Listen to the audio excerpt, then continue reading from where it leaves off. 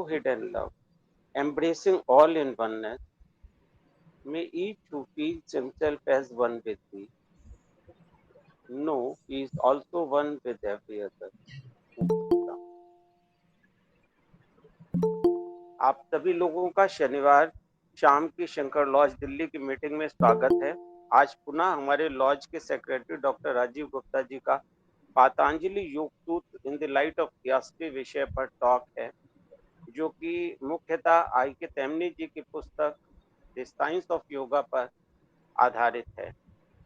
आप सभी की जानकारी के लिए यह भी बता दूं कि हमारे इससे पहले के भी सारे talks YouTube video channel theosophy Delhi के नाम पर जाके देखे जा सकते हैं। स्पेशली जिन लोगों को इसमें इंटरेस्ट है पतंजलि योग सूत्र के बारे में या और भी कोई हमारे शंकर लॉज दिल्ली के, तो वो वहां जाकर देखे या सुने जा सकते हैं। अब मैं अधिक समय न लेते हुए डॉक्टर राजीव गुप्ता जी को आग्रह करूंगा कि वे अपने थॉट्स हमारे साथ शेयर करें। डॉक्टर राजीव गुप्ता जी। नमस्कार माता जी, धन्यवाद बहुत बहुत।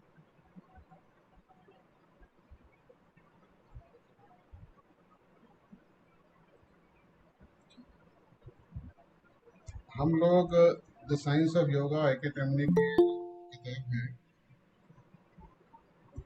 इसको बेस बना के और नमस्कार। नमस्कार। नमस्कार।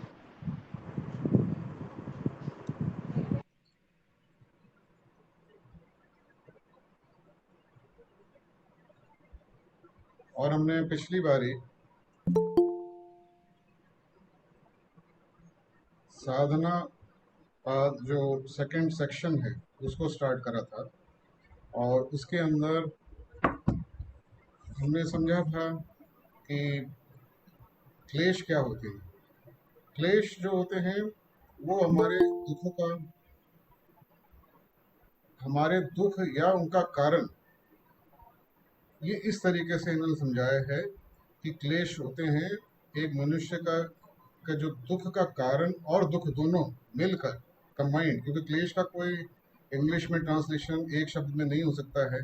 तो उन्होंने बोला है कि ये कुछ ऐसी अवस्थाएं हैं, स्टेट्स हैं, कंडीशंस हैं, जिनकी वजह से हमारी हमारी ये हालत है कि हम लोग इग्नोरेंस में जी रहे हैं। ये क्लेश है नंबर वन, जो हमने पढ़ा, अविद्या। दूसरा, इस इग्नोरेंस की वजह से हम लोग अपने को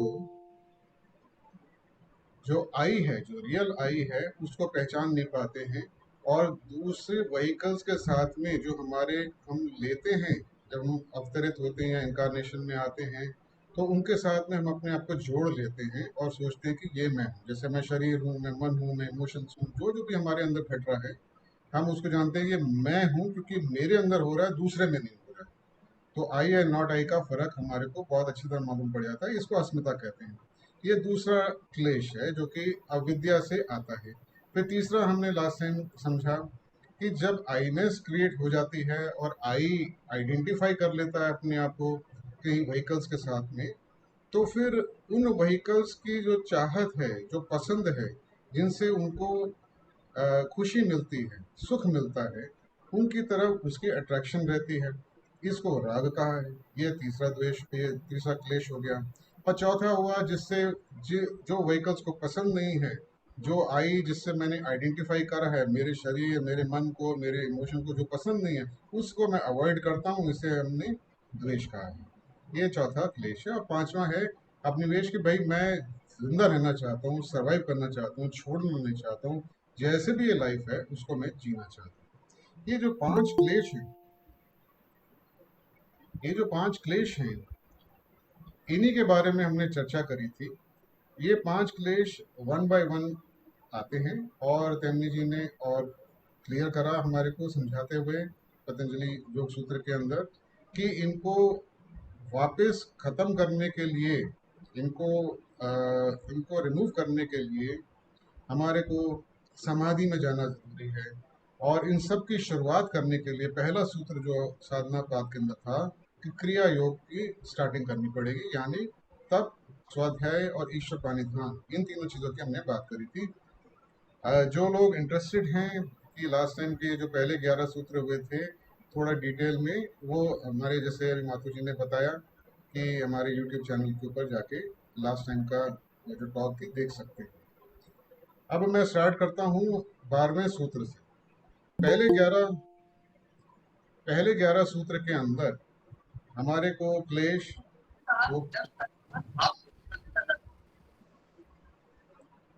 क्लेश के बारे में और क्लेश कोई डिस्क्रिप्शन और 2 टिप्स इन्होंने हमारे को बताई पतंजलि ने 10वें सूत्र और 11वें सूत्र में, कि क्लेश को खत्म करने का मेथड है कि हमें नीचे से ऊपर जाना पड़ेगा, 5वें क्लेश से स्टार्ट करके और फिर धीरे धीरे इन सबको फिनिश करते करते करते हम लास्ट क्लेश जो होगा वो अविद्या ही है, उसको वही खत्म होगा, तब जाके ये कंप्लीट हो जाएगा। और फिर 11वें सूत्र में उन्होंने बताया कि ध्यान लगाने से ही ये होगा। ध्यान का मतलब यहाँ पे प्रॉपर मेडिटेशन नहीं है, ध्यान का मतलब है इसके ऊपर चिंतन, मनन और जो क्रिया योग की प्रक्रियाएं बताई थी, मेहनत करना, स्वाध्याय करना और ईश्वर को पहचानना, सरेंडर करना, ये सारे फैक्टर्स को जोड़कर हम इन क्लेशों को हटा सकते हैं और क्लेश का अंत होते ही हमारी सेल्फ रियलाइजेशन हो जाती है, जिसको इन्होंने कैवल्य बताया। तो ये मैंने ब्रीफ एक इंट्रोडक्शन करा जो लास्ट टाइम हमने करा था। हम आगे चलते हैं। आगे के जो 3 सूत्र हैं, 12वां, 13वां और 14वां सूत्र जो है वो डील करता है कर्म के साथ, क्योंकि पतंजलि बहुत सिस्टमैटिक है और हमें समझ में आता है जब हम इसका अध्ययन करते हैं, पढ़ाई करते हैं, समझते हैं कि ये किस तरीके से स्टेप बाय स्टेप आगे हमारे को लेके जा रहे हैं। तो अभी 12वें सूत्र पे हम आते हैं और हम समझेंगे 12वां, 13वां, 14वां सूत्र कैसे इनके साथ जुड़ता है जो अभी तक बात करी गई। अभी कहते हैं क्लेश तो आ गए, मनुष्य ने अपना जीवन चालू करा तो क्लेश तो पैदा हो गए, तभी मनुष्य का जीवन हुआ। अगर मनुष्य पहले से ही सेल्फ रियलाइज होता, जीवन मुक्त होता, तो वो अवतरित ही क्यों होता दुनिया में। तो क्योंकि वो आ गया तो कुछ ना कुछ कर्म तो करेगा, हम कुछ ना कुछ कर्म तो करेंगे। हम अपने थिंकिंग के लेवल पे, इमोशंस के लेवल पे, स्पीच के माध्यम से और अपनी बॉडी से, चारों लेवल पे कर्म करते हैं, कोई ना कोई काम करते हैं, कोई ना कोई एक्टिविटी करते हैं। ये एक्टिविटी का बेस कहाँ होता है? बेस का मतलब किस वजहों से हम ये करते हैं? ये क्लेश जो है इनकी वजह से एक्टिविटी हमारी डायरेक्टेड। जैसे हमने राग द्वेष की बात करी और अग्निवेश की बात करी और अस्मिता की बात करी। मैं हूँ, मेरा शरीर है, मेरे शरीर को क्या पसंद है, मैं कैसे जीना चाहता हूँ, मेरे इमोशंस में क्या मुझे अच्छा लगता है, क्या मेरी थिंकिंग है, क्या मैं पढ़ना चाहता हूँ, कैसे लोगों के साथ जीना चाहता हूँ, कहाँ पे जीना चाहता हूँ, क्या मैं चाहता हूँ, क्या नहीं चाहता हूँ, ये सारी एक्टिविटी जिसको मैं लाइफ कहता हूँ, ये लाइफ की सारी एक्टिविटीज इन सब चीज़ों से, इन चारों क्लेशों की वजह से बनी हुई है। और इसकी वजह से हम कुछ जनरेट करते हैं जिसको हम कहते हैं कर्म। एक कर्म हम सब जानते ही हैं, कर्म का मतलब है वो इफेक्ट्स जो हम अपनी एक्टिविटी के साथ में प्रोड्यूस करते हैं। वो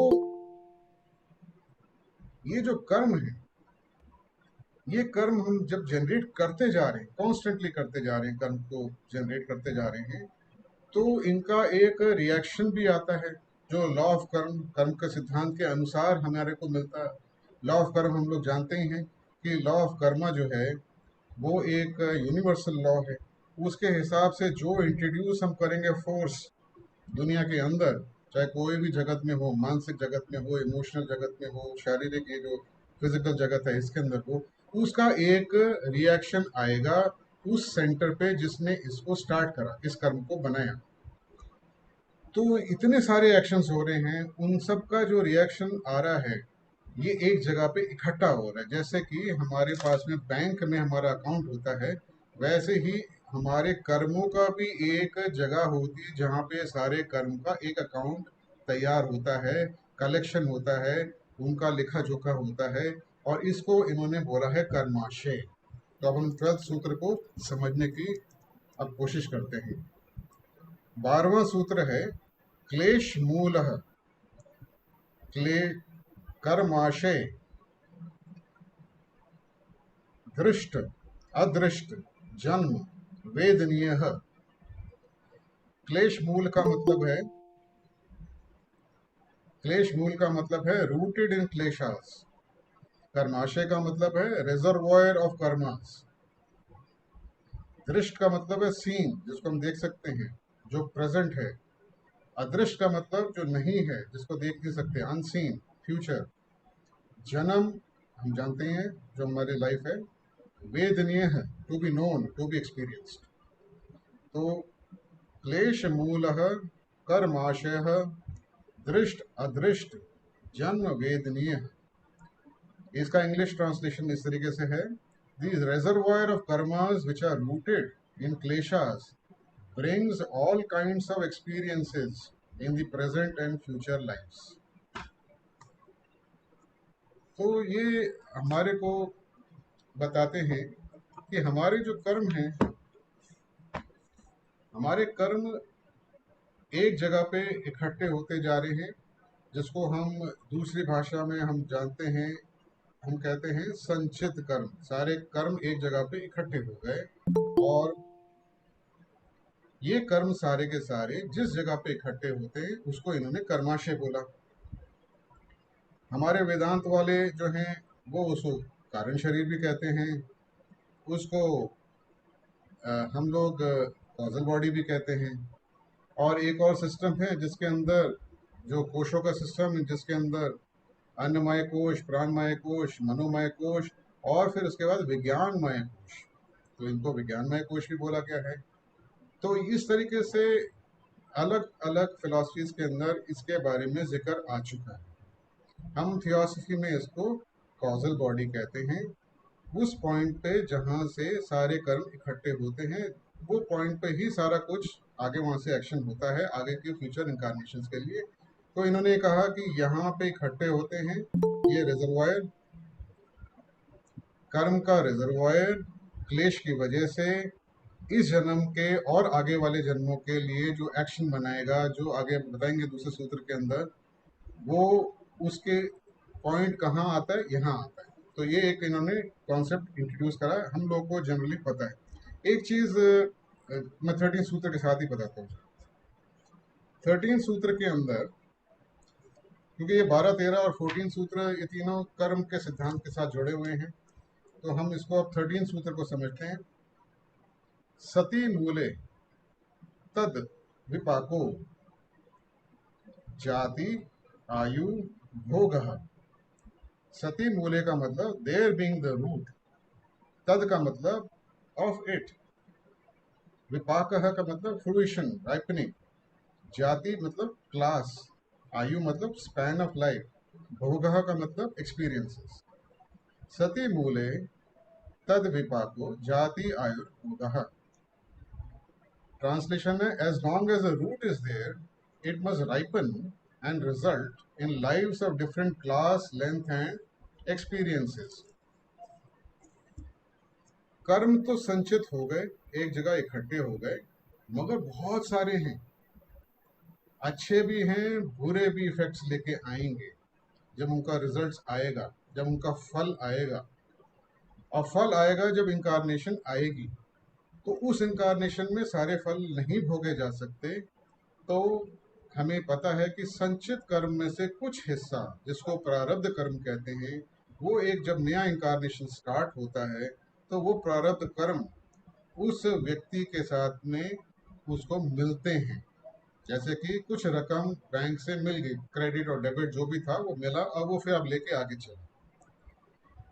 तो ये संचित कर्म से प्रारब्ध कर्म का जो सिलसिला होता है, ये तो लॉज ऑफ नेचर के हिसाब से होता है, और इसको करने कराने वाले कुछ और अलग एजेंसीज होती हैं, उसके बारे में यहाँ पे कोई बात नहीं करी गई है।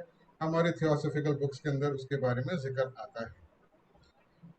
ये जो व्यक्ति जब जन्म लेता है तो वो कहाँ जन्म लेगा, मनुष्य वो मेल होगा कि फीमेल होगा, वो किस फैमिली में जन्म लेगा, किस टाइम पे, मिनट, किस मंथ में, कौन से दिन, कौन से साल, किस जगह पे, किस कम्युनिटी के अंदर, कौन से रिलीजन के अंदर, ये सारे फैक्टर्स जो हैं, इसको इन्होंने बोला जाति।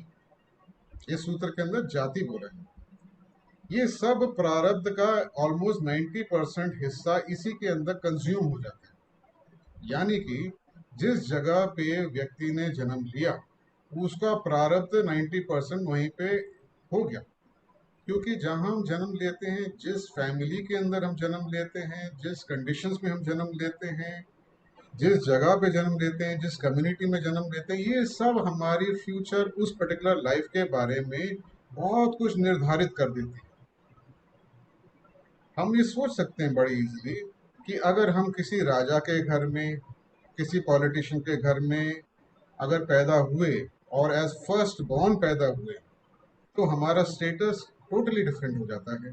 और अगर हम सड़क पर या कोई बहुत किसी गरीब घर के अंदर, चाहे वो शहर में हो चाहे वो गांव में हो, वहाँ पे पैदा हुए, और वो भी 7वें 8वें नंबर के बच्चे हम हैं, जो कि टोटली निगलेक्टेड होता है, जो कि टोटली निगलेक्टेड रहता है, तो वहाँ का उसकी अपब्रिंगिंग, उसका नज़रिया, उसके आगे की लाइफ का पैटर्न टोटली डिफरेंट होता है। ये सब कर्म के सिद्धांत बहुत ज़बरदस्त स्टडी है हमारे थियोसॉफिकल सोसाइटी के अंदर। तो मैं सजेस्ट करूँगा, एनी पसंद की भी बुक्स हैं इसके अंदर, और सर्च करेंगे तो बहुत कुछ फ्री मटेरियल हमारे को इंटरनेट पे मिल जाता है थियोसॉफी का ऑथेंटिक, उसको हम देख सकते हैं। यहाँ पे ये कहते हैं ये जाति, यानी हम जहाँ पैदा हुए, जिस क्लास में पैदा हुए, इन्होंने एक शब्द से बताया 13 सूत्र में, ये डिटरमिन करता है कौन? हमारे जो कर्म। और हमारे कर्म कौन डिटरमिन करते हैं? जो क्लेश। और क्लेश के बारे में ये पहले बता चुके हैं हमारे को। तो क्लेश की वजह से हमारे कर्म बने, कर्म की वजह से हमारे इस करंट लाइफ के अंदर जहां हम पैदा हुए हैं वो डिटरमिन हुआ। ये सारा कुछ देखिए सीक्वेंस में आ रहा है। फिर हमारी ये लाइफ का स्पैन कितना होगा, ये भी कर्म के जो प्रारब्ध है उसके साथ में निर्धारित होता है काफी हद तक। और ये जो कर्म के हिसाब से अगर हमारा लाइफ स्पैन मान लीजिए 10 या 12 साल ही होना है, बचपन में ही डेथ हो जानी है, तो ऑब्वियसली जो एक्सपीरियंसेस आएंगे 10-11 साल के अंदर, वो तो बहुत ही लिमिटेड होंगे। और अगर हमारी लाइफ स्पैन 80-90-100 साल तक चलेगी, तो जो हमारे एक्सपीरियंसेस होंगे इस लाइफ में, जो हम करेंगे और एक्सपीरियंस करेंगे और नए कर्म पैदा करेंगे, हमें अपॉर्चुनिटी मिलेगी अपने आप को इम्प्रूव करने की, बहुत सारी चीज़ें होंगी। वो सब चीज़ों को इन्होंने बताया है एज भोगहा। तो इन्होंने 3 चीज़ें बताई कि भाई जब तक हमारे अंदर क्लेश रहेंगे, as long as the root is there, तो और हमारे कर्म बनते रहेंगे, then they must ripen and result in lives of different class, length and experience. तो इधर पतंजलि ने हमारे को एक ब्रीफ लेसन दे दिया, ये बता दिया कि भाई आप लोग यानी हम लोग जो अभी भोग रहे हैं, जो एक्सपीरियंस कर रहे हैं, उसका हम किसी और को दोष नहीं दे सकते।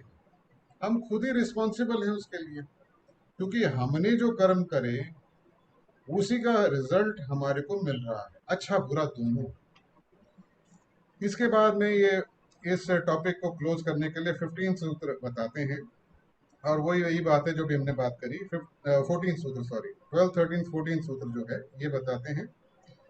ते ह्लाद परिताप फलः पुण्य अपुण्य हेतुवाद। हेतुवाद, ते मतलब दे, ह्लाद का मतलब जॉय, परिताप का मतलब सॉरो, फलः का मतलब फ्रूट, पुण्य का मतलब अच्छा फ्रूट, अपुण्य का मतलब बुरा फ्रूट, हेतुवाद का मतलब है being caused by on account of. तो ते ह्लाद परिताप फलः पुण्य अपुण्य हेतुत्वाद। ट्रांसलेशन है, दे हैव जॉय और sorrow for their fruit according as their cause is virtue और वाइस। ये अभी हमने समझ लिया। अगर आज मैं जहां हूं, मान लीजिए मैं एक बॉर्डर पे पैदा होता हूँ पाकिस्तान और इंडिया के बॉर्डर पे। मैं किसी एक फैमिली को जानता था, वो लोग के 2 घर थे वहाँ पे, अच्छा खासा बिजनेस था। मगर ये जब कश्मीर के अंदर इश्यूज पैदा हुए तो उनको वो छोड़ के अपना घर आना पड़ा दिल्ली में और रीलोकेट होना पड़ा। अब जब ऐसा होता है तो व्यक्ति जब आता है दूसरी जगह पे और दूसरों को देखता है कि कितने फल फूल रहे हैं, इनके तो लाइफ में कोई प्रॉब्लम नहीं है, ये हमारे साथ ही ऐसा क्यों हुआ, हमने ऐसा क्या करा, या हमारी किस्मत खराब है कि क्या बात है जो हमारे को ऐसे एक्सपीरियंसेस मिले भोगने के लिए। इस टाइप से सोचने को मिलता है। तो यहाँ पे ये बताते हैं 14 सूत्र में कि हमारे जो फल हैं वो हमारे कर्मों के अनुसार ही मिलेंगे, अच्छे और बुरे। मेरे ख्याल से ये काफ़ी क्लियर है, इस पे ज़्यादा बात ना करके हम आगे चलते हैं। एक चीज़ मैं और बताता हूँ, कई लोग ऐसे नए हो सकते हैं कि हमने संचित कर्म की बात करी। संचित कर्म की बात करी, संचित कर्म मतलब टोटल कलेक्शन ऑफ द कर्म और उस एंटिटी का, उस ह्यूमन बीइंग का, जो उसने जितनी भी लाइव्स उसने जी हैं उस सब का जो कलेक्टिव कर्म है उसको संचित कर्म बोला गया है। एक पर्टिकुलर लाइफ के अंदर जब उसको कुछ कर्म अलॉट होते हैं, स्टार्टिंग बैलेंस जिसे हम कहेंगे उस लाइफ का, उसे बोलते हैं प्रारब्ध कर्म। प्रारब्ध मतलब स्टार्टिंग, वो लेके वो आता है। जैसा कि हम अपने घर से निकले, घर मतलब हम अभी अपने इनकारनेशन स्टार्ट करने के लिए घर से बाहर निकले, तो हम अपने घर में से, अपने घर में जो हमारा बहुत सारा सामान पड़ा हुआ है, पैसे रखे हुए, कुछ चीज़ें हम लेके निकले अपने साथ में और मार्केट में गए। मार्केट मतलब ये दुनिया के अंदर आए। इस दुनिया में आए तो हमने जो पिछले टाइम में किसी से कर्जा लिया था वो आगे आएगा मांगने के लिए, भी मेरे को वापस दो, इंस्टॉलमेंट दो, मेरा जो मैंने आप पे दिया था वापस करो। और जिनको हमने दिया था उनसे हमें मिल जाएगा। तो ये प्लस माइनस जो हम लेके आएंगे थोड़ा बहुत, इसे प्रारब्ध कहा है। और जो हम मोमेंट टू मोमेंट जो जनरेट करेंगे उसको क्रियामान कहा है। तो ये 3 टर्म्स हम अगर समझ लें, संचित टोटल कर्म, प्रारब्ध जो हम लेके आते हैं जन्म में, और जो जो हम अभी करंटली कर रहे हैं उसे हम कहते हैं क्रियामान। क्योंकि हम जो मोमेंट टू मोमेंट कर रहे हैं वो ही कर्म हमारा संचित में ऐड होते जा रहा है, इसे हम क्रियामान कहते हैं। आई थिंक इसके बाद में अगर किसी को इस पे कोई क्वेश्चन पूछना हो तो टॉक के बाद में इसके बारे में पूछ लीजिएगा। ये कॉन्सेप्ट क्लियर करना बहुत ज़रूरी है, कर्म का कॉन्सेप्ट।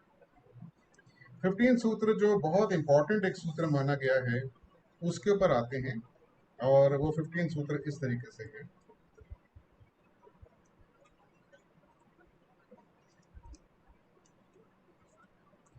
परिणाम, ताप, संस्कार, दुखे, गुण, वृत्ति, विरोधात च दुखम एव विवेकीनः।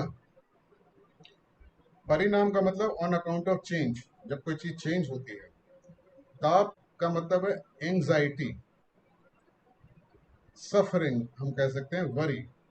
संस्कार का मतलब है इम्प्रेशन, एक टेंडेंसी, इधर यहाँ मीनिंग है टेंडेंसी या हैबिट। दुखे का मतलब है दुख, जो हमारे को दुख मिलते हैं। गुण, जो गुणास हैं, सत्व, रजस, तमस। वृत्ति, जो मॉडिफिकेशन है माइंड की। विरोधात, ऑन अकाउंट ऑफ ऑपोजिशन और कॉन्फ्लिक्ट।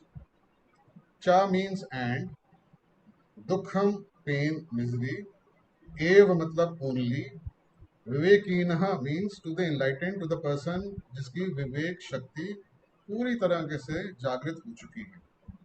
तो ये जो फिर से हम इसको पढ़ते हैं, परिणाम, ताप, संस्कार, दुखे, गुण, वृत्ति, विरोधात च दुखम एव विवेकीनः।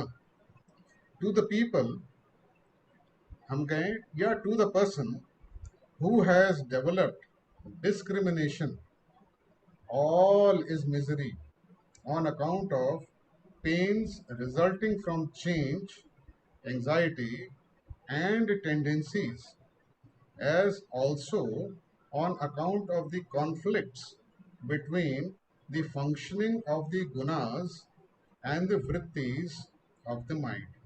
ये ट्रांसलेशन इन्होंने करी है। और इसको अगर हम समझें तो 4 इन्होंने पॉइंट्स बताए।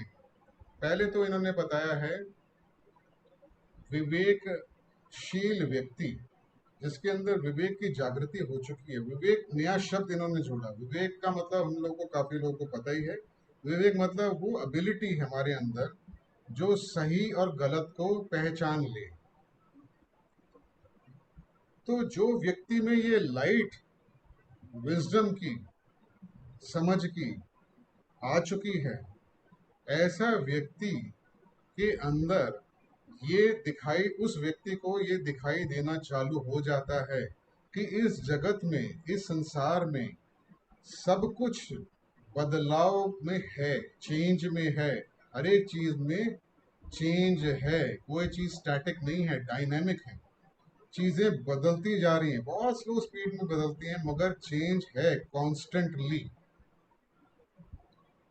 और इस चीज को वो देख लेता है, इस चीज को वो पकड़ लेता है, और इसको देख के उसको ये समझ में आ जाता है जो आज है वो कल नहीं रहेगा।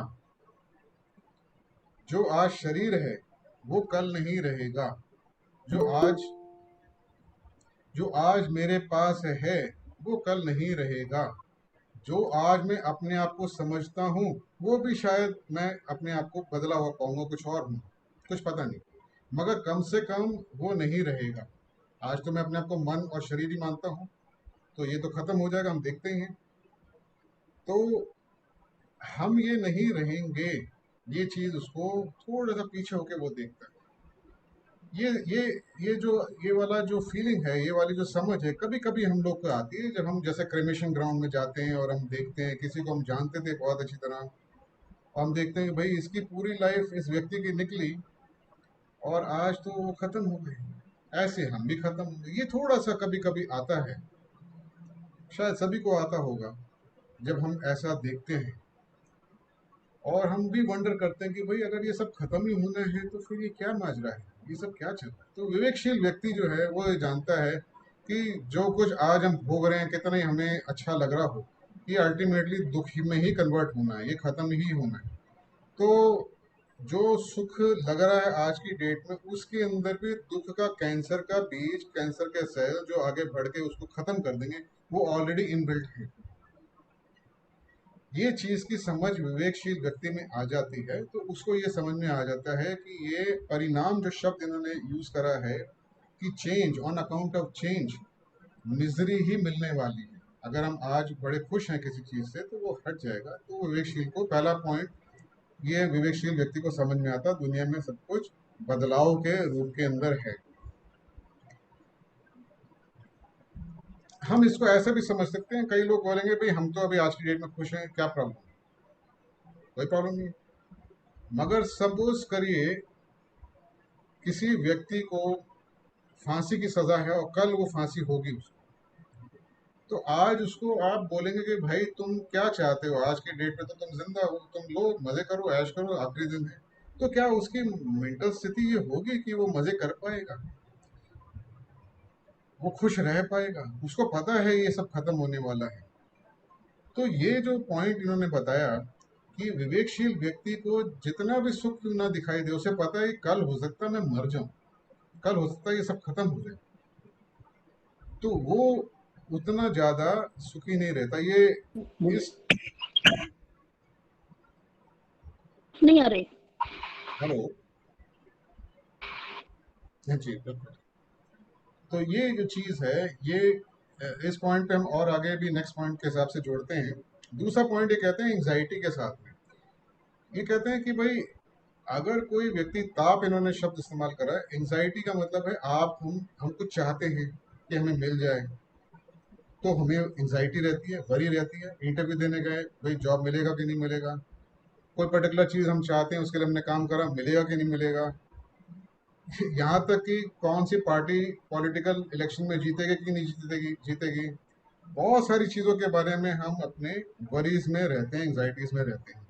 तो जो एंजाइटी में रहता है वो दुख में ही रहता है, सफरिंग में ही रहता है। तो उसके बाद में अगर उसे वो मिल जाए तो फिर वो, उसको ये डर होता है कहीं छिन ना जाए।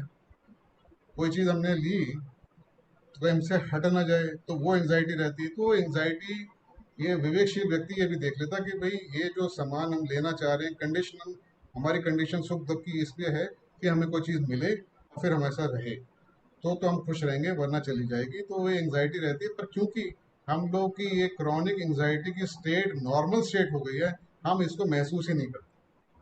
हमें लगता है कि भाई ये तो हमें कोई एंजाइटी तो है ही नहीं, अभी क्या बात कर रहे हो आप ये।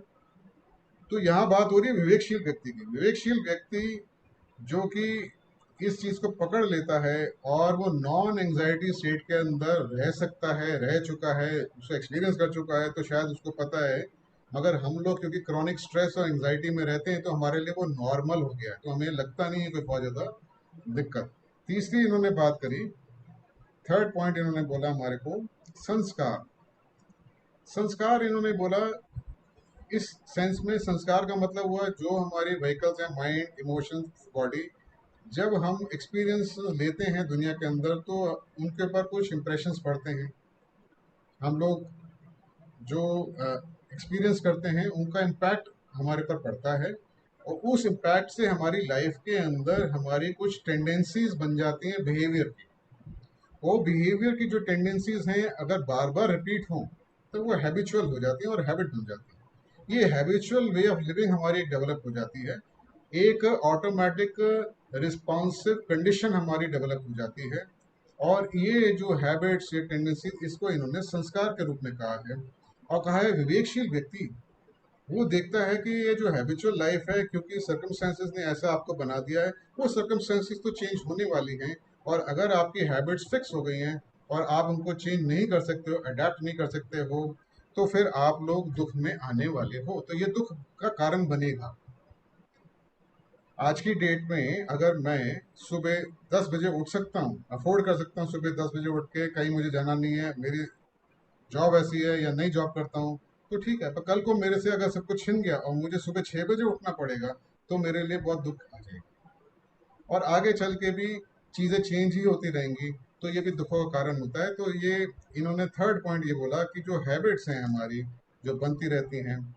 अभी साइंस ने हमारे को थोड़ा, ये रिसर्च चल रही है जिसके अंदर वो बोलते हैं कि भाई 25 से 35 ईयर्स के बीच में ऑलमोस्ट हैबिट्स हमारी थिंकिंग की सेटअप हो जाती हैं, और मोर और लेस उसी टाइप का हमारा हैबिट पैटर्न्स लाइफ लॉन्ग रहते हैं। तो उसमें माइनर चेंजेस होते रहते हैं। जो एडजस्ट नहीं कर पाते हैं वो स्ट्रेस में रहते हैं, जब स्ट्रेस में रहते हैं फिर उनको काउंसलिंग करनी पड़ती है, उनको बीमारियां पैदा होती हैं क्योंकि अडेप्ट नहीं कर पाते हैं। तो बहुत सारी चीज़ें इसके अंदर आती हैं। फिर चौथी बात उन्होंने बोली हमारे को कि गुण वृत्ति विरोध। इन्होंने ये बोला कि हमारे पुराने कर्मों के कारण कुछ हमारे को व्हीकल्स ऐसी मिल सकती है जिसके अंदर तमस ज़्यादा हो, हमारी बॉडी में लेजीनेस ज़्यादा हो, हमारी मेंटल स्लगिशनेस ज़्यादा हो, मगर हमारे अंदर जो चेतना है वो एक्टिव हो बहुत ज़्यादा। मतलब कि एक व्यक्ति मेंटली बहुत एक्टिव है और वो बहुत कुछ करना चाहता है, पर फिजिकली जो है वो अपनी बॉडी को भगा नहीं पाता, करवा नहीं पाता, डिसिप्लिन नहीं रख पाता, क्योंकि उसकी बॉडी उसके साथ कोऑपरेट नहीं करती। दूसरा इन्होंने कंडीशन ऐसी बताई कि उल्टा भी हो सकता है कि मेंटली तो बहुत स्लगिश हो मगर राजसिक उसकी व्यक्ति हो, राजसिक गुण हो उसके अंदर, उसकी बॉडी के अंदर।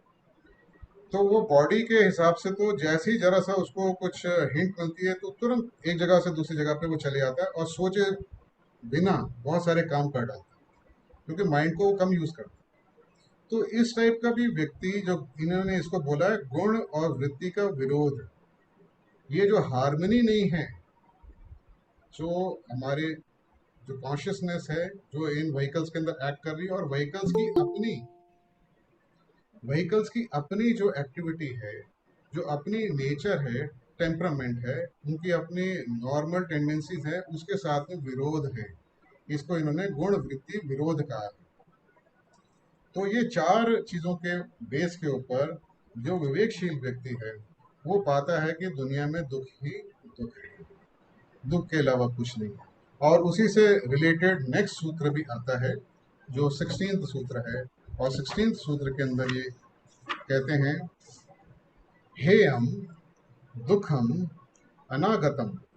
हेयम मतलब टू बी अवॉइडेड, दुखम मीन्स मिजरी, अनागतम means not yet come in the future. हेयम दुखम अनागतम, the misery which is not yet come can and is to be avoided.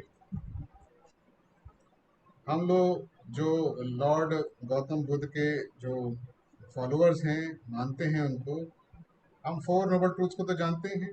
वो भी कहते हैं कि भाई दुख है और दुख का कारण भी है और हटाया भी जा सकता है। सेम चीज यहाँ बोली, विवेकशील व्यक्ति को दुख दिखाई देगा हर एक चीज में, वरना सिद्धार्थ को क्यों जरूरत थी अपना महल छोड़ने की, उसको दुख दिखाई दे गया। उसने बोला भाई मैं आज जवान हूँ, हेल्दी हूँ, राजा का बेटा हूँ, राजा बनूंगा, मेरे पास सब कुछ है, मगर मैं दुख में आऊंगा। ये सब होने के बाद भी मेरे अंदर दुख के पूरा का पूरा पिटारा भरा पड़ा है और आज नहीं तो कल मैंने इसको फेस करना है। ये क्लियर कट था, वो विवेक की वजह से थे। उनके अंदर विवेक पूरा जागृत हो गया। विवेक की भी अवस्थाएं आगे बताएंगे पतंजलि कि ज्ञान दीप्ति उन्होंने बोला पहली स्टेज होती है विवेक के अंदर, और फिर विवेक ख्याति, इन्होंने विवेक ख्याति शब्द इस्तेमाल करा है। जब वो फुल फ्लैश विवेक जब पूरा हो जाता है, मैच्योर हो जाता है, तो उसे विवेक ख्याति की अवस्था कहते हैं। तो सिद्धार्थ को जब दिखाई दिया विवेकशील व्यक्ति को कि भाई ये सब तो दुख है, इन सब में कुछ नहीं है, हमें दुख का कारण ढूंढ के उससे बाहर निकलना। इधर पतंजलि भी कहते हैं भाई ये मिजरी दुख है जो है, इसको हम अवॉइड कर सकते हैं, और हम कर सकते हैं और करेंगे। अगर हम इस रास्ते पे चलते हैं तो दुख और दुख का हम कारण और दुख की कंडीशन अवॉइड कर सकते हैं। The misery which is not yet come can and is to be avoided. तो अभी तो हम दुख में हैं, हमें पहचान है कि नहीं, पर आगे भी तो आएगी। जब तक हम हैं दुख तो आएगा ही आएगा, बच नहीं सकते, चाहे हम इस बात को भी पहचान लें या ना पहचान लें। ये हमारे ऊपर छोड़ा गया है। तो इसके बाद में ये आते हैं 17 सूत्र पे, और ये कहते हैं दृष्ट दृष्टयोग संयोग हे हेतु।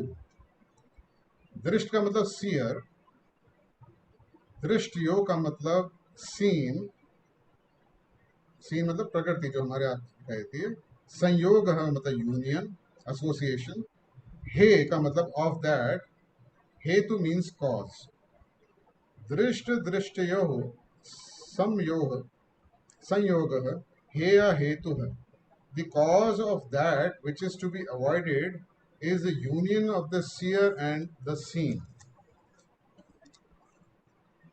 देखिए 5 क्लेश में से जो नीचे के 3 क्लेश है, अग्निवेश, राग और द्वेष, ये 3 क्लेशों के बारे में तो इन्होंने अभी सटल तरीके से बता दिया, एक छुपे हुए तरीके से बता दिया 12वें, 13वें, 14वें, 15वें, 16वें सूत्र के अंदर। और ये अब आए हैं हम 17 सूत्र पे। 17 सूत्र तक इन्होंने आके ये बोला कि भाई अगर विवेक जागृत हो जाए और सब जगह दुख ही दुख दिखाई दे, इससे हटना है हमारे को, हमें काम करना है, तो अपनी वेश, राग और द्वेष पे हमने काफी हद तक अटैक करा हटाने के लिए। अब ये कहते हैं कि भाई अस्मिता के बारे में क्या, तो ये अब उसके बारे में बात कर रहे हैं और हमें एक तरीके से बता रहे हैं। ये कहते हैं कि उस कंडीशन को अवॉइड करना है जहां पे यूनियन हो सीयर और सीन का, दृष्टा जो देखने वाला है और दृश्य जो देखा जा रहा है, उसके बीच का जो यूनियन है उसको हटाना है। ये इसका मतलब ये इस तरीके से आता है कि मैं अपने आप को जो मान रहा हूं अपनी बॉडी के साथ जोड़कर, वो जो अपनी बॉडी को मैं मान रहा हूं, मैं, ये यूनियन जो है इसको हटाना, यहाँ पे वो वाला यूनियन नहीं हटाना। तो ये जो अस्मिता के ऊपर बात हो रही है, मैं फिर से पढ़ता हूँ, शायद थोड़ा सा क्लियर होगा ये। तैमरी जी कहते हैं yoking together of the seer and the seen or entanglement of pure consciousness in matter, this is the cause of bondage as given in the sutra number 17। और इसके बारे में आगे के 2 सूत्र वो बताएंगे 18th और 19th सूत्र के अंदर, थोड़ा सा और एक्सप्लेन करेंगे। पर मेन बात जो हमें समझनी है, द नेचर ऑफ अस्मिता, टेमनी जी कहते हैं, और the tendency of consciousness is to identify with its vehicles. और ये आइडेंटिफिकेशन की वजह से ही चीज़ें डेवलप हो रही हैं, क्योंकि हम आई को गलत मान लेते हैं, हमारा आई तो ये है नहीं, और इसी की वजह से गड़बड़ें होती हैं। तो अब 18 सूत्र पे आते हैं और इसको समझते हैं। और प्रकाश, क्रिया, स्थिति, शीलम, भूत, इंद्रिय, आत्मकम, भोग, अपवर्ग, अर्थम, दृश्यम। प्रकाश मतलब लाइट, कॉग्निशन, कॉन्शियसनेस। क्रिया मीन्स एक्टिविटी। बहुगुणा जी, आप कुछ बोलना चाहते हैं?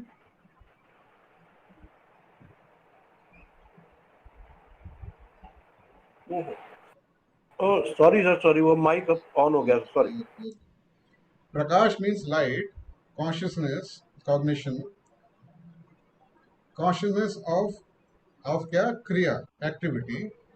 स्थिति मीन्स स्टेडीनेस, स्टेबिलिटी। शीलम का मतलब है हैविंग द प्रॉपर्टीज और क्वालिटीज। भूत का मतलब एलिमेंट्स। इंद्रिय का मतलब सेंस ऑर्गन्स। आत्मकम का मतलब बीइंग ऑफ द नेचर। भोग का मतलब एक्सपीरियंस। अपवर्ग का मतलब है लिबरेशन। अर्थम का मतलब for the sake of, with the purpose of. And Drishyam का मतलब इज द सीन, द प्रकृति। The scene or the objective side of manifestation consists of the elements and sense organs, is of the nature of cognition, activity, and stability, sattva, rajas, and tamas, and has for its purpose providing the purusha with experience and liberation. तो यहाँ पे ये कहते हैं कि भाई हमारे अंदर और हमारे जो सेंस ऑर्गन्स हैं और जो एलिमेंट्स हैं, ये बनाते हैं ऑब्जेक्टिव साइड। यहाँ से हमारे को मालूम पड़ती है, और ये ऑब्जेक्टिव साइड के अंदर ही ये तीनों गुणों के बारे में हमें मालूम पड़ता है। जो प्रकाश वर्ड इन्होंने शुरुआत में स्टार्ट करा है, वो वेव, लाइट के बारे में बात कर रहा है, मतलब सत्व जो हारमोनी में है। फिर इन्होंने क्रिया की बात करी है, दैट मीन्स रजस, जो बहुत ज़्यादा एक्टिव है। और फिर इन्होंने स्थिति की बात करी है, स्टेडीनेस, जो तमस की तरह। ये तीनों जो गुण की इन्होंने बात करी है, ये सारे एलिमेंट्स के अंदर है, जो हम देखते हैं ऑब्जेक्टिव साइड में, जो प्रकृति के अंदर दिखाई देता है। और इंद्रियों से हम इनको पकड़ते हैं, हम ग्रहण करते हैं, हम पे इम्प्रेशन आता है और एक्सपीरियंस करते हैं।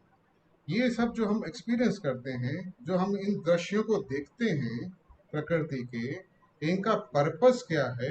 पर्पस इनका ये है कि हम लोग इनको भोगते हुए, इनको के थ्रू जाते हुए अपनी लिबरेशन को पाएं।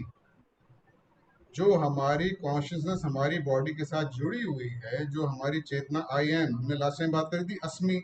अस्मि मतलब कि आई एम।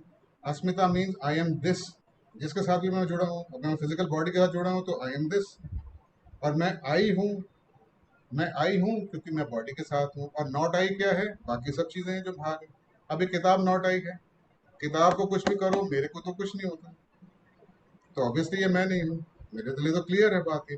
पर मुझे कुछ करो तो मुझे मालूम पड़ता है, तो इसलिए मैं अपने आप को बॉडी मानता हूँ। मगर ये जो एक्सपीरियंसेस हैं आई और नॉट आई के, इन्हीं में से हमारे को निकल कर ये जो नॉट आई है, इसका दायरा बढ़ाते बढ़ाते चेतना को अपने आप को इतना सिकोड़ना है, होते जाना है अंदर अंदर अंदर, ताकि वो अपने रियल स्वभाव के अंदर पकड़ में आ जाए या रियलाइज हो जाए। इसके लिए चेतना को सुकड़ना पड़ेगा, जो मैटर के अंदर, अभी बॉडी के अंदर, हमारी बॉडीज के अंदर जो फैली पड़ी है, जिसकी वजह से जो प्रकाश है वो फैला पड़ा है। तेमनी जी ऐसा कहते हैं, जैसे एक बल्ब है, उसके आसपास 7 लेयर्स आप कपड़ों की बांध दो, ऊनी कपड़ों की टाइप की, जिसमें से थोड़ी थोड़ी लाइट झलके, तो आखिर में 7वीं लेयर के बाद में कितनी लाइट दिखाई देगी? वो लाइट भी उन कपड़ों के साथ में जुड़ जाती है, जिसकी वजह से कंफ्यूजन पैदा हो जाता है।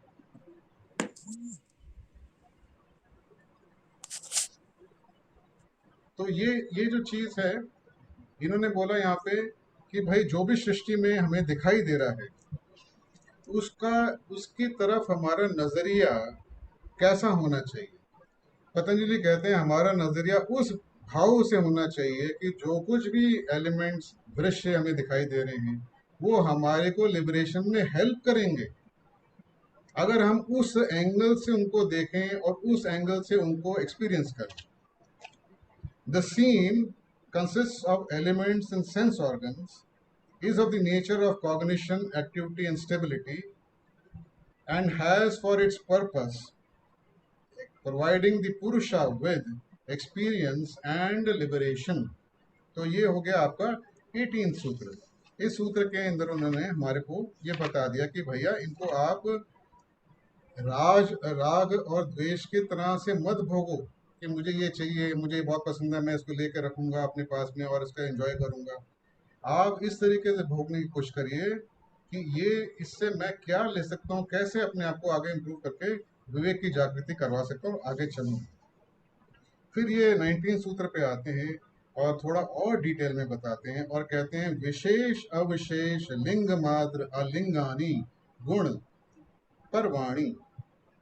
विशेष का मतलब पर्टिकुलर स्पेसिफिक, अविशेष का मतलब नॉन स्पेसिफिक, लिंग मात्र का मतलब मेयर मार्क, एक सिर्फ चिन्ह एक लगा दिया है। अलिंगानी का मतलब without any mark, without any differentiating mark characteristic. गुण का मतलब है गुणास और परवाणी का मतलब है स्टेजेस ऑफ डेवलपमेंट या फिर स्टेट्स। द स्टेजेस ऑफ गुणास are the particular, the universal, the differentiated and undifferentiated. गुण के बारे में इन्होंने हमें बताया, ये कहते हैं कि 4 अवस्थाएं हैं, विशेष अविशेष लिंग मात्र अलिंगानी गुण परमानी, ये सूत्र है। और ये सूत्र जो है टाई अप करता है जो हमने समाधि के अंदर, समाधि पाद के अंदर 17 सूत्र करा था, जिसके अंदर हमने बात करी थी वितर्क विचार अस्मिता और आनंद और अस्मिता की बात करी थी, जो 4 लेवल्स की बात करी थी हमने वहां पे। उसी के साथ में यहाँ आता है, वहां पे इन्होंने बताया था कि हमारे चित्त के अंदर ये 4 अवस्थाएं होती हैं जिसके अंदर हम विचार करते हैं, जो कि विचार का ये वितर्क करते हैं। वितर्क कहाँ होता है? लोअर मेंटल प्लेन पे। जो हम थियोसॉफिकल स्टूडेंट्स हैं हमें मालूम है कि लोअर मेंटल प्लेन पे, लोअर माइंड के अंदर हमारा वितर्क होता है। और उसी से रिलेटेड गुण, उस मैटर के अंदर जो गुण है, उस मैटर के अंदर उसकी जो प्रॉपर्टी है उसको इन्होंने बोला है विशेष। हमारे जो मेंबर आज अटेंड कर रहे हैं उनके अंदर हो सकता है कुछ क्लासिकल स्टूडेंट्स ना हो जिनको इनके बारे में ना पता हो, तो मैं थोड़ा सा ये बता देता हूँ कि 4 टाइप के जगत हैं या लोग हैं जिनके बारे में यहाँ बात हो रही है। उसमें से एक तो बात हो रही है लोअर मेंटल प्लेन की, फिर हायर मेंटल प्लेन की, फिर बुद्धिक प्लेन की और फिर आत्मिक प्लेन की बात हो रही है। यहाँ पे ये 4 लेवल्स हैं। हम अपने आप को जानते हैं शरीर, ये फिजिकल लेवल है, फिर एक इमोशनल लेवल होता है, फिर लोअर मेंटल, फिर हायर मेंटल, फिर बुद्धिक और फिर आत्मिक। तो यहाँ पे बात कर रहे हैं यहाँ पे कि वितर्क जो समाधि पाद में 17 सूत्र में इन्होंने बोला था कि जहाँ पे हमारे लोअर माइंड की एक्टिविटी होती है, कॉन्क्रीट थिंकिंग, जैसे कि ये किताब है मगर इसके एक पर्टिकुलर स्वरूप है, इसका एक डायमेंशंस है, इसका वेट है, इसमें कुछ फील करते हैं, स्मूथ है, ये इसका कोई कलर है, इसके हम कैरेक्टरिस्टिक्स को हम डिस्क्राइब कर सकते हैं और पूरे तरीके से बता सकते हैं। तो जब हम एंड करेंगे डिस्क्रिप्शन तो इसके हमारी पिक्चर हमारे माइंड में बन जाएगी। ये रूप है, एक रूप बन सकता है, इसको वितर्क स्टेज बोला गया है। और ये जो मैटर है जो इसको बना रहा है, इसका जो इसको मैटर को इन्होंने विशेष कहा। ये विशेष गुण इसलिए है क्योंकि ये स्पेसिफिक रूप आकार ये मैटर ले सकता है। ये बात हो रही है मेंटल लेवल पे, लोअर माइंड। जब हम थिंक करते हैं, जब हम सोचते हैं किसी, जैसे इस किताब का हमने पिक्चर बनाई अपने मन के अंदर, इसी किताब की पिक्चर बनाई, तो एक पर्टिकुलर इमेज जो इसी किताब की बनेगी, चाहे कितनी भी अच्छी या बुरी बने, वो जो विजुअलाइजेशन हम करेंगे, जिस मैटर को हम यूज करेंगे, वो मैटर केपेबल है मोल्ड करने के लिए अपने आप को इस टाइप के बुक फॉर्म के अंदर, और उसको हम रिकॉग्नाइज करेंगे अपने कॉन्शियसनेस की वजह से। तो वो वितर्क जो लेवल है चेतना का, वो जो गुण है उससे विशेष का है। इन दोनों को यहाँ इन्होंने बताया है। पतंजलि ने पहले वितर्क कहा था, अब उसको गुण के हिसाब से विशेष कह रहे हैं। विशेष means the ability to make a specific form. अविशेष जो है वो हायर मेंटल प्लेन की बात है, जहाँ पे फॉर्मलेस होता है, अरूपा होता है। वहां पे आइडियाज की बात होती है, एब्स्ट्रैक्शंस की बात होती है, कॉमन एक प्रिंसिपल की बात होती है।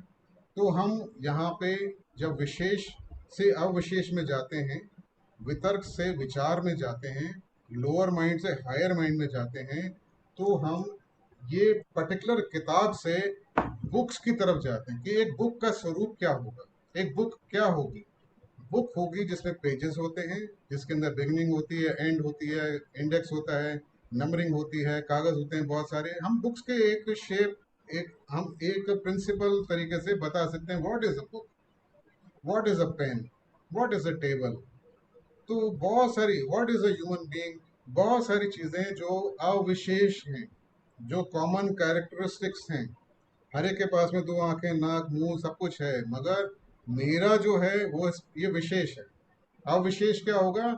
हम किसी को डिस्क्राइब करेंगे बताने के लिए, अ human being has a face, जिसके अंदर ये सब होता है, ऐसे हम डिस्क्राइब करेंगे। आर्किटिपिकल, एक कैरेक्टरिस्टिक, एक टिपिकल पिक्चर, एक प्रिंसिपल के रूप में, वो एब्स्ट्रैक्ट आइडिया को उन्होंने अविशेष कहा। तीसरा वो कहते हैं, वहां पे उन्होंने आनंद कहा था, बुद्धिक प्लेन की जो बात कर रहे हैं, और यहाँ पे इन्होंने उसको बोला है गुण के लेवल पे लिंग मात्र। वहां पे सिर्फ एक सिंबल के रूप में हम उस चीज को समझ सकते हैं, जो इसको लिखने में कई किताबें लग सकती हैं। वो इसके बारे में शायद ज्यादा बताया भी नहीं जा सकता, तो इसलिए इसको लिंग मात्र बोल के उन्होंने छोड़ दिया कि जहाँ पे एक अ, एक हम किसी को कुछ समझाना चाहें उस लेवल पे, तो एक सिंबल से ही समझाया जा सकता है, क्योंकि कोई वहाँ पे वर्ड्स इस्तेमाल नहीं हो सकते, कोई रूप अरूप से आगे की बात है। और उसको जब समाधि पद के अंदर उन्होंने हमें बताया था, समाधि पद में 17 सूत्र में पहले सेक्शन के, तब उन्होंने उसको आनंद की अवस्था, क्योंकि उस टाइम पे चेतना में असीम आनंद होता है, तो वो वहाँ पे वो उसको डिस्क्राइब करा था उन्होंने, और यहाँ पे उसको उन्होंने लिंग मात्र कहा। फिर जो आदमी जैसे समाधि पे समाधि बढ़ते जाता है, आगे बढ़ता है, तो फोर्थ पे आता है, जिसको उन्होंने तब अस्मिता कहा था, और यहाँ पे उन्होंने आलिंग कहा। तो अलिंगानी इन्होंने यहाँ पे उसको बोला है। और इसके अंदर वो कहते हैं, ये हम थियोसॉफी में इसको आत्मिक प्लेन या आत्मिक जगत कह सकते हैं। इसके अंदर ये कहा जाता है कि जो व्यक्ति की, पतंजलि ने इसको पहले समाधिपद में अस्मिता कहा है, अस्मिता वाली स्टेज, मीनिंग यहाँ पे अस्मिता एक्चुअली जो आइडेंटिफिकेशन थी, जहाँ से अविद्या से स्टार्ट हुए थे, वो अब खत्म होने वाली है, करीबन करीबन उसके हायर लेवल से फिनिश हो जाएगी। यहाँ पे इस तरीके से डिस्क्राइब करा गया है कि वो व्यक्ति जो यहाँ इस मैटर तक पूरी चेतना में पहुंच जाता है, इस गुण वाले क्षेत्र के अंदर पहुंच जाता है पूरी चेतना में, वो व्यक्ति की अपनी आईनेस खत्म हो जाती है, सिर्फ वही रहता है जो परमात्मा है, जिसको हम परमात्मा कहते हैं, जो जिसको इन्होंने, पतंजलि ने पुरुष कहा है, जिससे ये सृष्टि बनी है। आपको ध्यान होगा कि समाधि बाद में इन्होंने दो टाइप के पुरुष बोले थे। एक एक जो परम पुरुष है, जो जो आइडियल है, उसको इन्होंने ईश्वर कहा है। तो हम ईश्वर मान लें उसको। ईश्वर जो है, उसकी चेतना का हम हिस्सा अपने आप को महसूस करते हैं, और हमारी अपनी identity as a individual almost खत्म हो जाती है। ये अलिंग मात्र की स्टेज होती है, ऐसे इन्होंने यहाँ पे इसको समझाया है। और मैं थोड़ा तेज तेज चला हूँ, पहले पहले थोड़ा धीरे चला था कि थोड़ा समझा दूँ। आइडेंटिफिकेशन विद परा, हाँ ऐसे समझ लो। और ये लास्ट सूत्र करके हम इसको आज का फिनिश करेंगे। 20वां सूत्र है, दृष्टा दृष्ट मात्र शुद्ध अपि प्रत्यय अनुपक्ष The seer is pure consciousness, but though pure, appears to see through the mind. इसके बारे में हम दोबारा कभी चर्चा करेंगे, तो हम यहीं से स्टार्ट करेंगे, क्योंकि एक नया यहाँ के अंदर यहाँ पे एक नया पॉइंट से स्टार्ट होता है, उसको आगे कंटिन्यू करना पड़ेगा। ये कहते हैं दृष्टा मीन्स द सीयर, जो सीयर मतलब पुरुषा, जो इंडिविजुअल आत्मा है, जीव जो है, और दृष्ट मात्र मतलब pure consciousness only, pure awareness only. शुद्ध का मतलब प्योर, अपी का मतलब दो, प्रत्यय का मतलब concept, content of the mind, और अनुपक्षय का मतलब appears to see along with. तो ये कहते हैं the seer is pure consciousness, but though pure appears to see through the mind. मतलब जो आत्मा है, जीव आत्मा है, जब वो किसी भी चीज को देखती है, पहचानती है, तो वो एक माध्यम को यूज करती है, एक मीडियम को यूज करती है कॉग्नाइज करने के लिए, पहचानने के लिए, समझने के लिए। वो जो है उसको इन्होंने मन कहा। ये मन वो वाला मन नहीं जिसको हम समझते हैं, ये वो मीडियम है, ये मिस्टीरियस मीडियम है जिसके थ्रू ये, क्योंकि ये मीडियम बुद्धिक लेवल पे भी होता है, या आत्मिक लेवल पे भी होता है, हायर मेंटल पे भी होता है, लोअर मेंटल पे भी होता है, फिजिकल पे भी होता है। ये मीडियम जो है, इसको इन्होंने ओवरऑल माइंड कहा है, या हम इसको कह लें non mental non physical part जो है, ये ऐसे समझा है। इसकी डिटेल में हम बात करेंगे नेक्स्ट टाइम। तो कहते हैं कि डायरेक्ट पुरुषा, बेसिक पॉइंट क्या है इस सूत्र का, डायरेक्ट पुरुषा एक्सपीरियंस नहीं करता है चीजों को जब तक वो एक बहुत अविद्या वाली स्टेट में ना पहुंच जाए, वो किसी मीडियम के थ्रू करता है।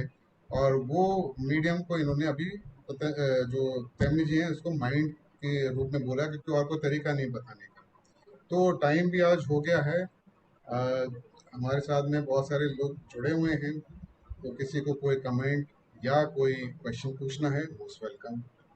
Thank you, Rajiv, for an inspiring and illuminative talk. You have beautifully explained the practical philosophy of day-to-day use.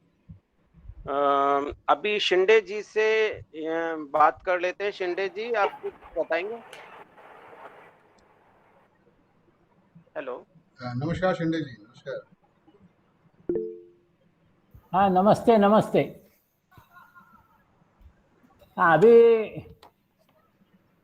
Gupta ji ने बहुत कुछ बता दिया है, और योग में here the knowledge of the self becomes all important. Self knowledge is very important, and there is no limit for the self knowledge, because there is no achievement. More you know yourself, more you want, and more you go deeper and deeper. There is no end to self knowledge, and therefore Shankaracharya has told the self knowledge liberates you. And at the feet of the master, actually Krishnamurti has given very in simple words, discriminate between physical body, astral body, mental body, and their desires. Very nicely he has explained. If we develop this quality to discriminate what are the desires of physical body, what are the desires of astral body, what are the desires of the mental body, then that discrimination makes us to be aware how they are influencing in our behavior. And if you are aware and conscious and attentive, perhaps you change yourself and you bring self-transformation. So for all this self-knowledge, you need some information, because ignorance mainly are of three kinds of distinct phases. Ignorance because of lack of information. So many people are there, they don't know even beyond the physical body, some bodies are there. So this lack of information is one of the reasons for the ignorance. Then second, even if they know, they won't understand properly because they don't focus their attention on the different desires of these bodies. So that is a lack of understanding. And third one, even they don't experience how exactly they are influencing to him. So yoga includes all these. Here the knowledge of the self becomes all important in our life. At present, we do not know our own self, and that is why our Theosophical Society has got this mission of spiritual self-transformation. So we must get through the darkness of ignorance, and ignorance has to be definitely dispelled. Ignorance manifests, as I said, in 3 distinct phases: lack of information, lack of understanding, lack of experience. So today what Gupta ji has told, it is really wonderful. We must have this knowledge of yoga and yam, niyam, asan, pranayam. All these are yam, niyam, asan, pranayam. These are the 4 things we must practice. And then the 4th, 5th comes the pratyahara. Pratyahara is very important because in this pratyahara, what happens, it is actually a jump. From pratyahara, we withdraw ourselves from the senses. And this withdrawal is really a kind of jump, in the sense, up till now we are just reacting. But in pratyahara, we learn to give right response, and we stop reacting, but we learn to give right response. And this right response itself pushes us to jump towards the yoga. And upper 3 parts, as Patanjali has told, dhyana, dharana, samadhi. So pratyahara puts us into these 3, dhyana, dharana, samadhi. When dhyana becomes perfect, when dharana becomes perfect, it becomes dhyana, and when dhyana becomes perfect, it becomes samadhi. So this kind of experience, we are not having such kind of experience. We should have this experience of not reacting but responding, whatever is happening, responding to our senses. Then perhaps we will have this quantum jump from to this samadhi state or yoga state, because dharana, dhyana, samadhi, these all are together. That is called sayam. Samyam he calls Patanjali. And if there is samyam in our work, then that work will be a wonderful work. If there is samyam in our meditation, whatever we are doing, that will give you definitely a joy, and then you will see beauty everywhere. You concentrate and you do your duty. So this yoga is a daily experience. We have to be not only for the study class, etc., but daily we have to practice all these. And all important is this pratyahara that leads to a jump to this yoga. So whole Patanjali Yoga Sutra speaks about this Ashtanga Yoga, and sutra by sutra Gupta ji very nicely explained, and he has explained in Hindi. I could understand it, but I can't tell you in Hindi.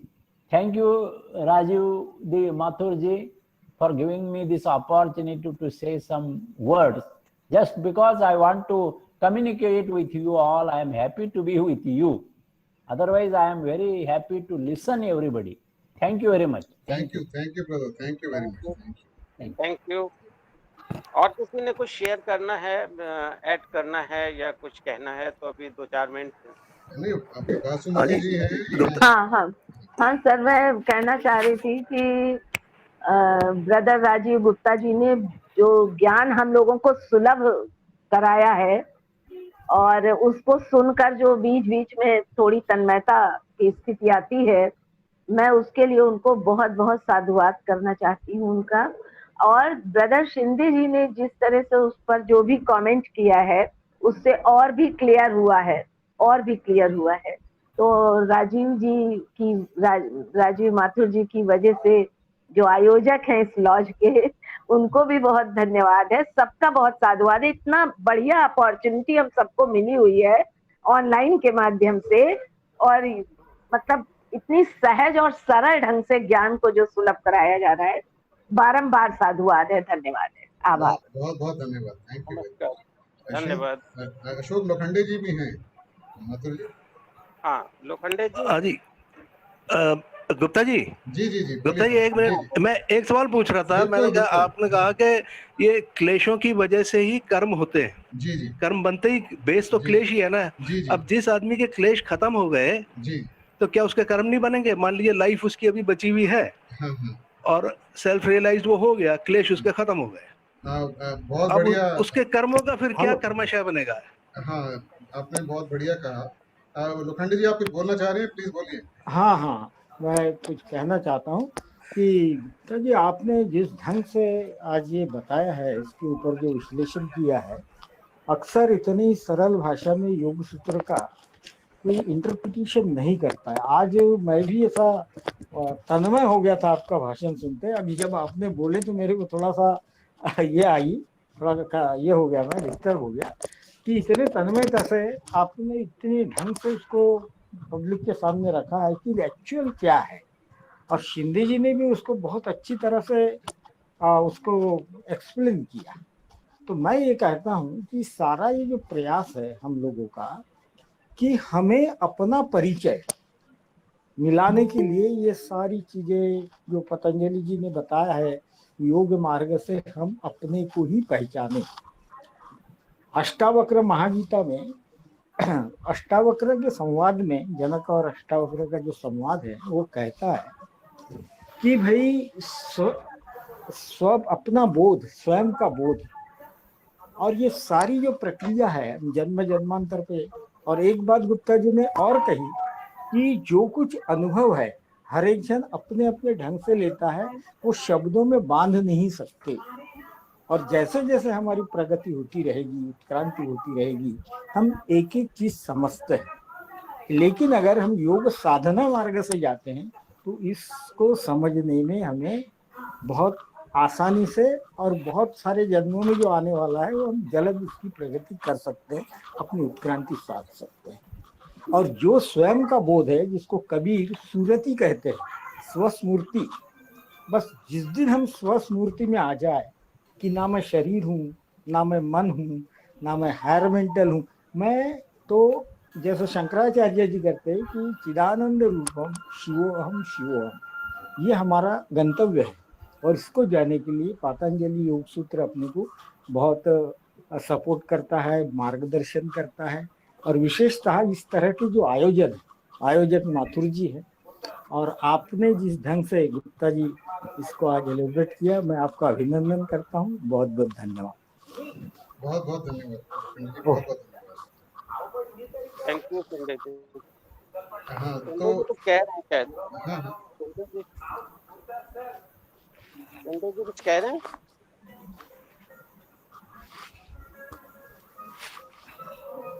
तो हम बहुगुणा जी का जो question है वो ले लेते हैं, और साथ ही साथ पिछली बारी जो बात हुई थी राग के ऊपर, कि राग ऑब्जेक्ट है, और इन्होंने ये बोला था कि भाई हमारा जो शिंदे जी, आप कुछ बोलना चाह रहे हैं? नहीं नहीं हाँ जी, तो हमने नहीं नहीं नहीं, राइट। तो बहुगुणा जी, लास्ट टाइम भी आपने जो बात करी थी कि अगर हम लोग कैवल्य चाहते हैं या कुछ हम और भी चीजें चाहते हैं, तो वो भी डिजायर के रूप में ही आता है। उसी से लिंक है ये भी क्वेश्चन जो आपने कर्म की बात करी है, कि जो व्यक्ति सारे क्लेश खत्म कर देता है, तो क्या वो कर्म नहीं करता है? ये दोनों चीजें एक ही तरफ लिंक हैं।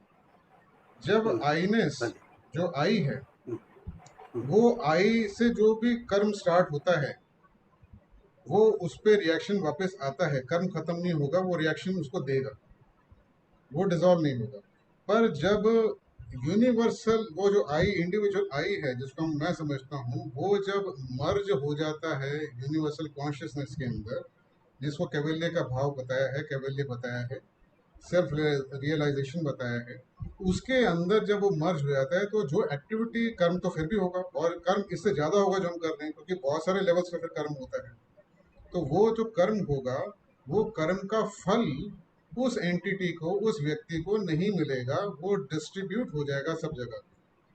जैसे कि आपने कुछ बस सामान या खरीदा, पैसे लिए, कमाया और सबके अंदर बांट दिया, वो आपके ऊपर कुछ नहीं आएगा, क्योंकि आप अभी वन हो उस एंटिटी के साथ में, उस ईश्वर के साथ में जो इस सृष्टि को चला रहा है और जिस पर्पस के लिए वो चल रही है।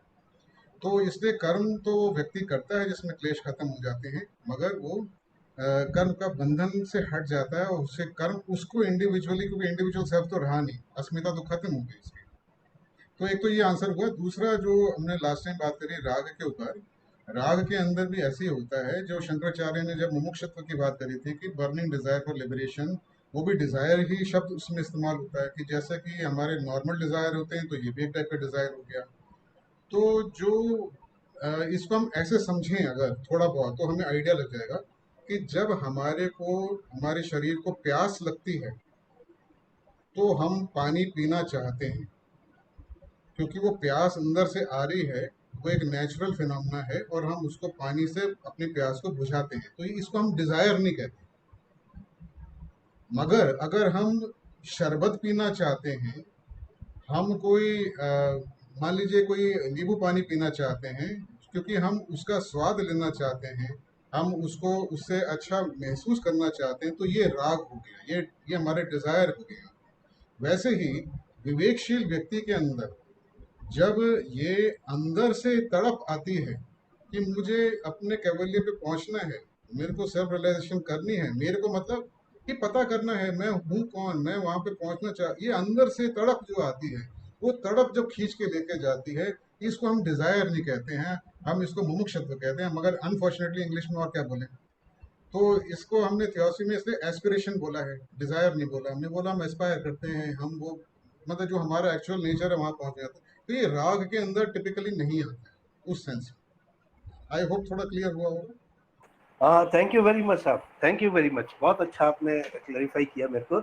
एक चीज़ आप पहले तो मैं भी ये कहना चाहूँगा कि माथुर जी का और आपके संयोग से ऊपर से जो अपने दूसरे नेशनल स्पीकर्स बोले, बहुत आनंद आया आज का, उन्होंने काफ़ी इसमें कंट्रीब्यूट किया। एक जो आपने चार जो चीज़ें बताई ना, ये रूप अरूप, मतलब विशेष अविशेष, लिंग अलिंग, और इसको आपने कोऑर्डिनेट किया लोअर मेंटल, हायर मेंटल, बुद्धि और आत्मिक से। बिल्कुल सही, अच्छा, बिल्कुल फिर सही। थे ना जी, फिर आपने ऊपर किया वितर्क, विचार, अस्मिता, आनंद। हाँ बिल्कुल तो सही। नहीं नहीं, आनंद और फिर अस्मिता, वितर्क, विचार, अच्छा आनंद और फिर अस्मिता। अच्छा, तो आनंद लिंग में आ गया, मतलब लिंग का इक्विवेलेंट आनंद है। लिंग का इक्विवेलेंट आनंद है, बुद्धिक plane.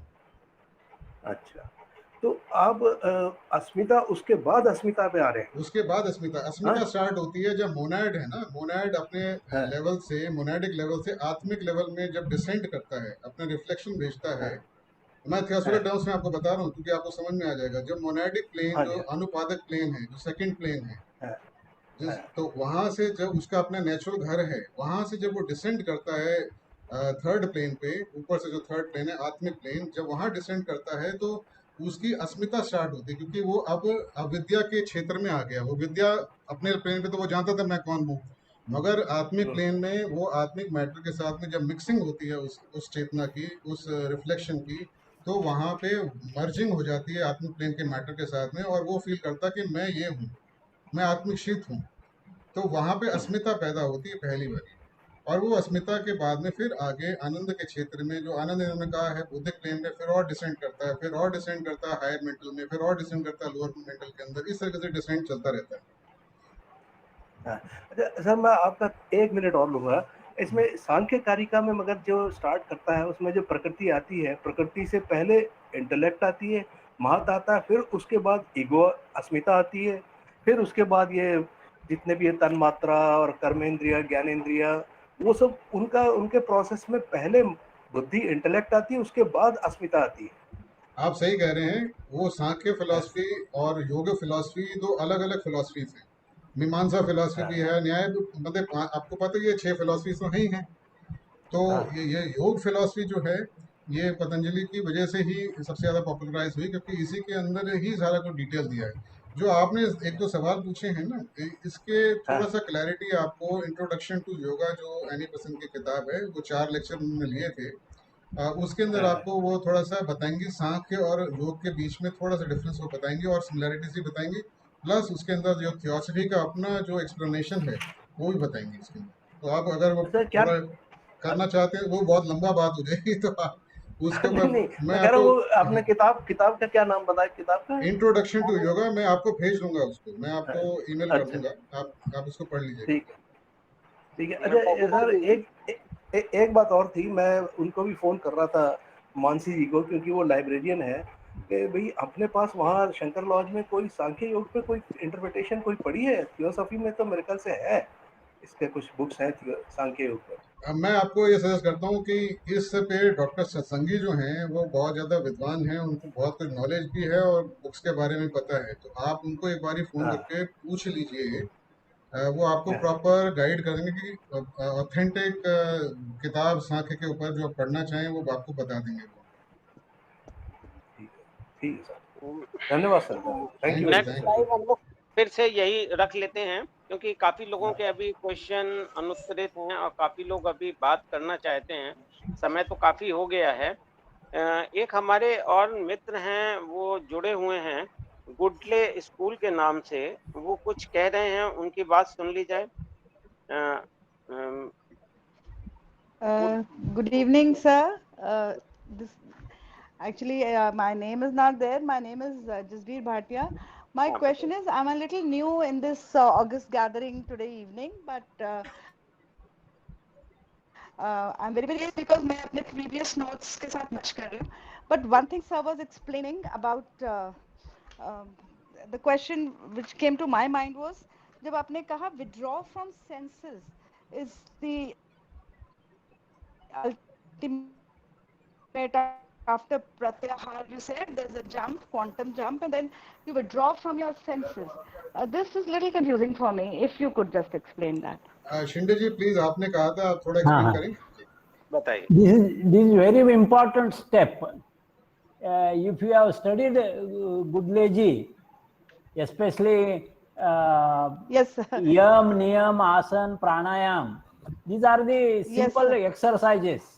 Yam, Niyam, Asan, Pranayam, and after this it comes this Pratyahara. Pratyahara is withdrawing from the senses. In the sense, see, senses are sending us impulses. They are sensations. And when we are looking at our sensations, we are not giving much importance to those sensations, but we are just observing them. We are not reacting with them, but just we are responding them, looking at them, witnessing them, and this withdrawing from the senses, in the sense, withdrawing from the influences of senses. Otherwise, these senses immediately they take us to that particular behavior. So when you withdraw this, when you really start observing and giving right response, that kind of exercise will take you to a quantum jump from this Yam, Niyam, Asan, Pranayam, Pratyahara to Dhyana Dharana Samadhi. Dhyana Dharana Samadhi is actually three together. That is called Sanyamam. That is called complete concentration on whatever you are doing. So, Samyam in work, Samyam in study, Samyam in meditation, all this is a kind of quantum jump from this giving right response to our senses. That is, in true sense, withdrawing from the senses. That is what Okay, so that is what I have understood. You can just it is I am sharing my understanding. Thank you, sir. Thank you so much, sir. Thank you Shinde ji. ये same Bhatia जी, ये भी सवाल अभी इसी type का हमारे जो doctor Saurabh है इन्होंने भी पूछा था, प्रत्याहार is equal to withdrawal of senses और विड्रॉल फ्रॉम सेंसेस। सौरभ, कुछ क्लियर हुआ या कुछ और इस पे तुम बताना चाहते हो?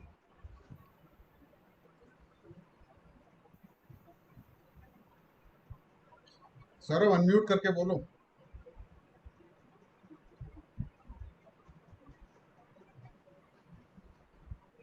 और कुछ अनम्यूट नहीं कर पा रहे शायद, हाँ, या कहीं और बिजी। या कहीं बिजी हैं। एनीवे, नेक्स्ट टाइम हम कर लेते हैं। अभी क्या नाम है, नेक्स्ट टाइम भी आपका टॉक ही रख देते अच्छा, हैं। लिख दिया, सौरभ ने लिख दिया, इट्स क्लियर। अच्छा, किसी और व्यक्ति को कुछ और कमेंट या कुछ क्वेश्चन पूछना है तो मोस्ट वेलकम। बस राजीव जी, मैं अपना हाँ, ग्रेटिट्यूड पे करना चाहती हूँ कि आपने नमस्कार। इतने कठिन विषय को इतने ही सरल ढंग से प्रस्तुत किया कि आत्मसात करने में मुश्किल नहीं हुई। आसानी तो नहीं, मुश्किल नहीं हुई। मैं बहुत बहुत आपके लिए आभारी हूँ, बहुत बहुत कृतज्ञता ज्ञापित करती हूँ। Thank you very much. धन्यवाद, धन्यवाद, धन्यवाद। सुषमा जी आई हैं। सुषमा जी नमस्ते। नमस्कार शिंदे साहब, नमस्कार। नमस्कार शिंदे साहब। नमस्ते नमस्ते। आपको तो व्याख्यान हमने अपने लॉज में बहुत सुना है इसी विषय पर, फिर भी आपको बहुत बहुत धन्यवाद धन्यवाद। धन्यवाद धन्यवाद। Thank you to all. आज के जो सूत्र थे वो थोड़े से सेंस में मुश्किल या बोरिंग भी कह सकते हैं, जो लास्ट के पिछली बारी जो हमने करे थे, क्योंकि इसके अंदर थोड़ी टेक्निकलिटीज थी। आगे आने वाले टाइम के अंदर अगर हम पहुंच पाए 30वें और मतलब सूत्रों के आसपास, तो फिर हम लोग जो है ये जो अभी बात करी अष्टांग योग की, इसके ऊपर और डिटेल में चर्चा होगी, यम नियम से स्टार्ट करके जब हम पहुंचेंगे। मगर उससे पहले पतंजलि हमारे को तैयार कर रहे हैं ये सब समझा के कि हम कैसे, ताकि हम उसको अंदर फिर ठीक से उतरें, हमारे पास मोटिवेशन हो वहां तक पहुंचने की। So thank you very much Mathur ji. आप प्रेयर कर लें कि और किसी ने कुछ ऐड करना है तो, नहीं तो हम इसको प्रेयर करते हैं।